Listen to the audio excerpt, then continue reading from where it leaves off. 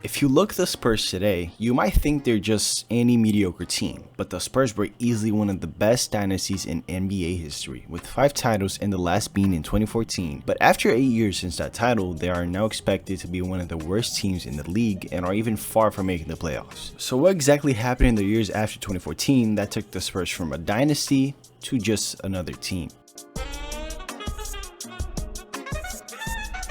Although the Spurs were a great dynasty, they had something weird happen to them. Since they had titles in 1999, 2003, 2005, and 2006, it took them 8 years for them to win a championship again. This meant that the team from 2006 was very different from the team of 2014.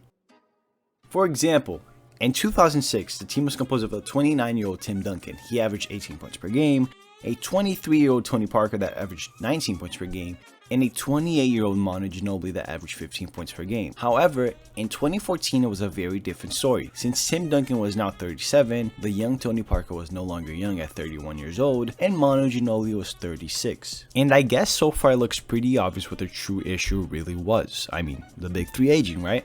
Well, it's not quite a good excuse for such bad years after the title because they had a 22-year-old Kawhi Leonard being the Finals MVP that same year. So I guess now the true question is, how did they turn into such a bad team even with the great pieces they had?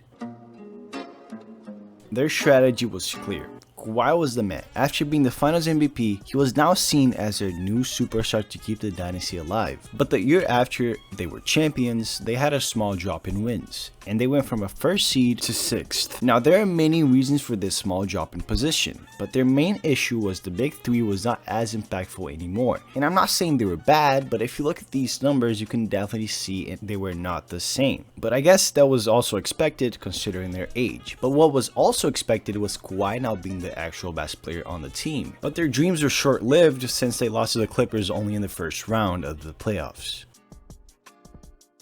2016 was finally the year when Kawhi actually stepped up to lead the team. It went from 16 points per game to 21 points per game. But the 2016 season was also the year when the OGs could no longer step up, and the Spurs noticed the fact that Tim Duncan was at his final year. So as a replacement for the man who won 5 titles with the Spurs, they got LaMarcus Aldridge. The pressure was on him, but he delivered with an amazing year where he was the second best player on the team with 18 points per game. And LaMarcus was the exact push they needed to put them at second in the Eastern Conference. But honestly, this was a very good season, especially considering they were only behind the best team of all time. This is a season people often forget, since everything people were talking about was the team that finished above the Spurs. And the reason the Spurs fans probably forgot this season too was because they lost in the Eastern Conference Finals to the Thunder.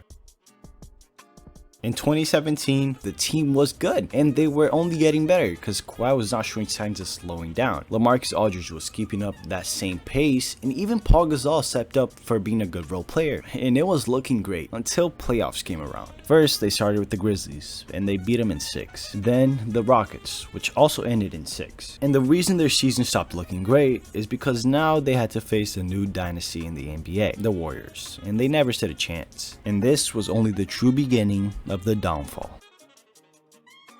2018.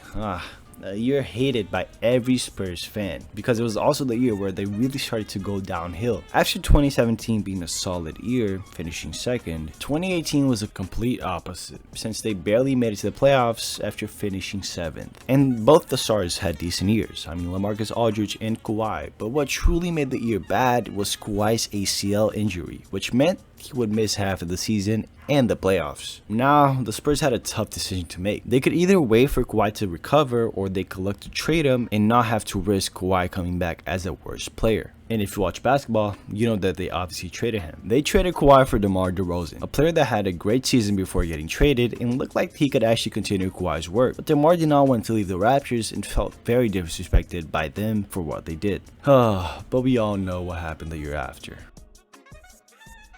2019. The plan the Spurs had when trading Kawhi did not work at all because they ended up on the same position they were on the year prior. But worst of all, not only did Kawhi shine on the Raptors, he also beat the new dynasty that haunted the Spurs for 2 years in a row and won the championship. Kawhi taking the first ever NBA title to Canada definitely made the Spurs regret their decision that would keep them at mediocrity for the years to come. Which takes us to now, 3 years later, and things have changed for the Spurs. but not in a good way. DeMar left after 3 mediocre years of not making the playoffs, which caused the Spurs to rely on their new star DeJounte Murray. But oh wait, he got traded this season too. And I know, some people might argue that his trade was actually good. And it was good. I do agree with that. But that doesn't change the fact that they will still be the same mediocre team for a couple of more years. So there you go, the downfall of the Spurs. I don't know about that.